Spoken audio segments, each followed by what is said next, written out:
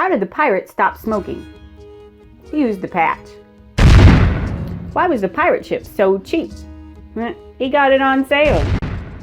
What did the pirate say when his wooden leg got stuck in the freezer? Ugh, shiver me timbers. Today, we're going to hop across the pond to talk about some of the most famous pirates in English history.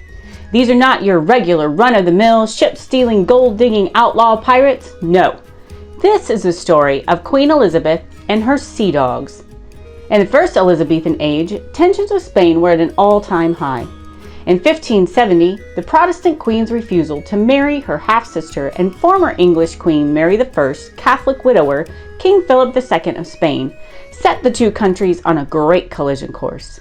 Philip had long wanted to get his hands on the English purse and would have loved nothing more than to bring England back into the hands of the Pope and Catholic direction. But Elizabeth would have none of that. At that time, the British Navy was just starting to emerge as a military fighting force. Smaller in number and might than the famed Spanish Armada, Queen Elizabeth sanctioned men who owned their private ships and fleets to raid and plunder other merchant vessels, primarily the Spanish. They picked off smaller vessels and not only took their cargo, but the ships themselves. These men were granted letters of marque, which was basically a permission slip from the Queen to legally pirate. And even though they were going about the business of a pirate, they were referred to as privateers, and they became known as the Sea Dogs. They plundered in the name of the crown, making themselves and the Queen quite rich and definitely famous. It was also a lucrative way for England to build a bigger, more efficient navy. Today, we're going to talk about a few of Elizabeth's most famous sea dogs. Sir John Hawkins. John Hawkins was born in 1532 in Plymouth to a wealthy family with a long history of seafaring. His father was a captain who did a lot of overseas trading, and John and his brother inherited his small fleet upon his death. Growing up, Hawkins sailed with his father on merchant trips and obviously learned about the sea. He served under both Henry VIII and Mary I before serving Queen Elizabeth. Hawkins made several lucrative voyages, and Queen Elizabeth leased him the 700-ton ship Jesus of Lubeck, with a few other smaller ships. One of the first English mariners to profit from the triangle trade route, John Hawkins' merchant trade had a dark side. He often sailed with his cousin and soon-to-be notorious sea dog, Francis Drake. On his third voyage, he took and looted 7 Portuguese ships. On their way back to England by way of America, they hit a major storm and had to stop to repair. But a storm wasn't the worst they would encounter when a Spanish escort fleet commanded by Don Francisco Luan, who considered them to be pirates, attacked Hawkins' fleet, destroying all but 2 of his ships, making for an awful, disease-ridden, dehydrating, hungry trip home for his men. After 5 years in Her Majesty's service as a sea dog, Hawkins turned a new leaf. Despite being poorly educated, he became the treasurer and comptroller of the Royal Navy. He was involved in counter-espionage and helped to discover the Spanish invasion plans for England. He revamped the ships and designed them to be faster and more maneuverable. He was the chief architect of Queen Elizabeth's navy, and for his role as vice admiral in the defeat of the Spanish Armada in 1588, he was knighted. In 1590, he and Francis Drake founded a charity for the relief of sick and elderly mariners, and then a second hospital in 1594. The charity continues to this day. In 1595, he and Francis Drake went on a treasure hunting voyage to the West Indies. They unsuccessfully attacked San Juan in Puerto Rico, and they both became ill. Hawkins died on the 12th of November, 1595, and was buried at sea off Puerto Rico. Sir Martin Frobisher. Martin Frobisher was born around 1535 and was a privateer who made 3 voyages to the New World in search of the Northwest Passage. His travels began in the 1550s when he went on an expedition of Africa's northwest coast, but he was captured by the Portuguese and spent time as a captive before setting up shop as a merchant in Morocco. In 1555, Frobisher received his letter of marque from Queen Elizabeth, and with this new authorization began to wreak havoc on all sorts of enemy ships. He developed a reputation for plundering the French trade ships off the coast of Guinea, and though he was arrested more than once on piracy charges, he was never tried. His overreaching goal was to discover a sea route above North America that linked the Pacific and Atlantic Oceans. It took him 5 years to get funding for this mission, but he was finally able to convince the Muscovy Company in England to license his journey, and with his 3 vessels and crew of 35 men, he set sail on the 7th of June, 1576. He lost 2 ships, but on the 28th of July, 1576, he sighted the coast of Labrador. Upon landing on what is now known as Frobisher Bay, 5 of his men were kidnapped by local Inuit and never seen again. He returned to England with a piece of black stone that he believed was gold. But after his second voyage, where he brought back 200 tons of the black ore, it turned out to be fool's gold. It was eventually used for road repairs in Kent. After an unfruitful third voyage, he returned to military service and was given command of the Primrose on Drake's attacks on the West Indies in 1585 and 1586, where he served as vice admiral. In 1587, he was given the command of the Channel Fleet during the Spanish Armada, and for his leadership he was knighted.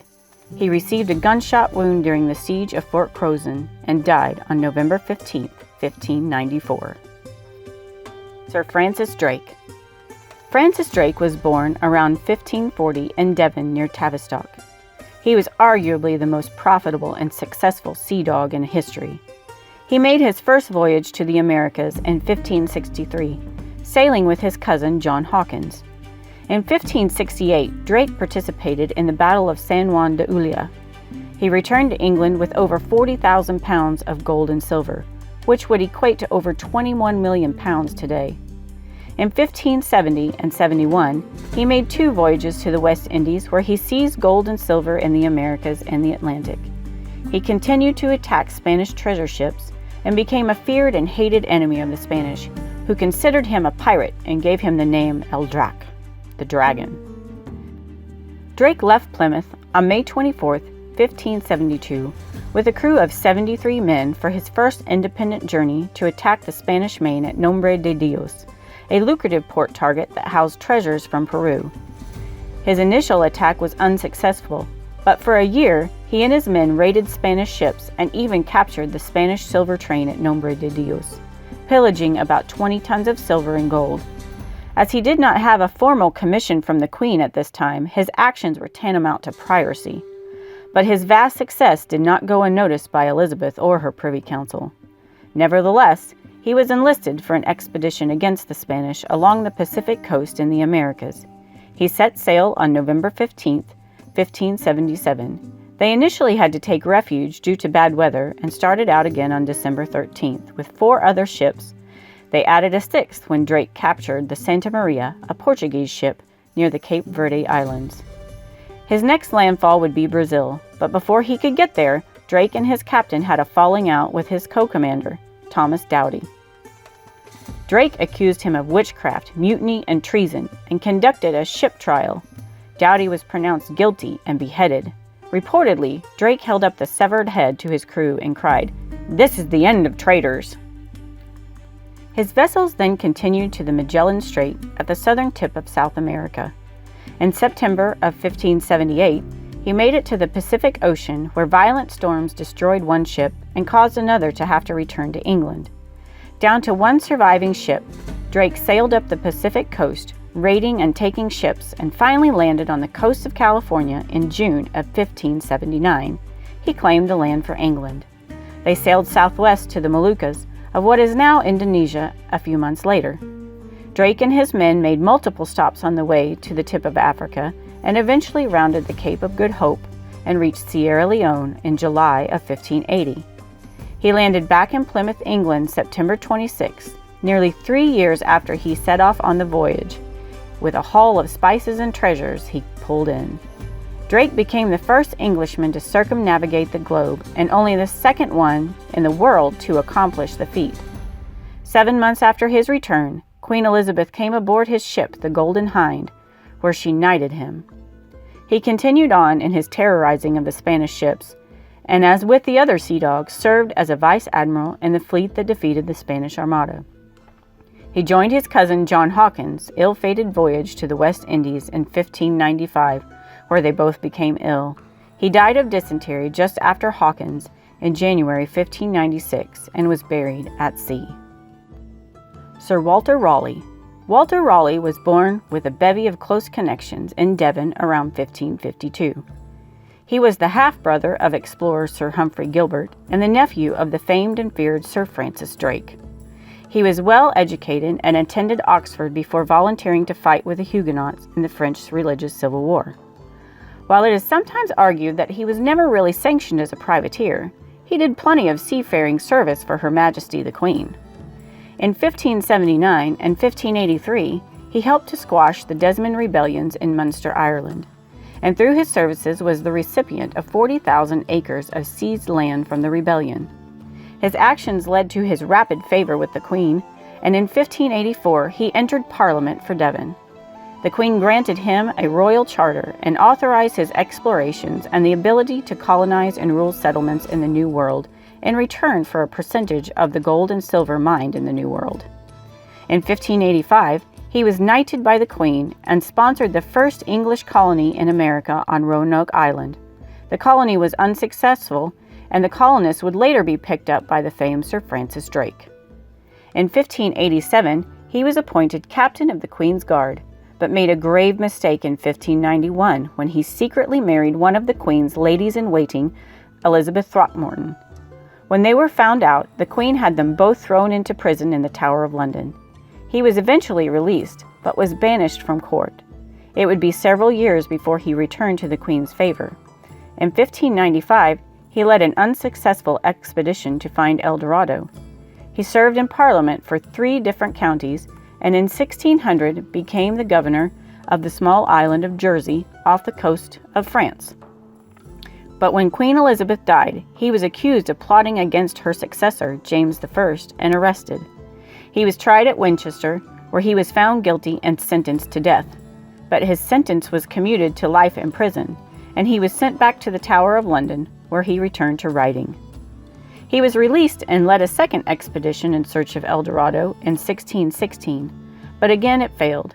His grave mistake came when he defied the king's orders, who had made peace with Spain, and attacked the Spanish. On his return to England, the king reinstated his death sentence and he was executed at Whitehall on October 29, 1618.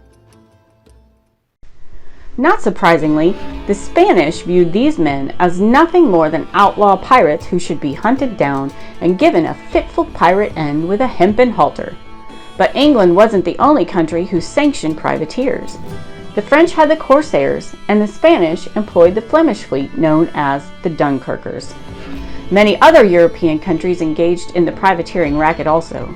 Government-sanctioned hornswaggling was an ancient tactic starting in the 11th and 12th centuries, and was sanctioned well into the 19th century when the United States employed the use of privateers in the War of 1812 against the British. The last British letter of marque recorded was from William III to Captain Kidd, which is another story for another day. And that is how history happens. Join me next time for another swashbuckling history tale.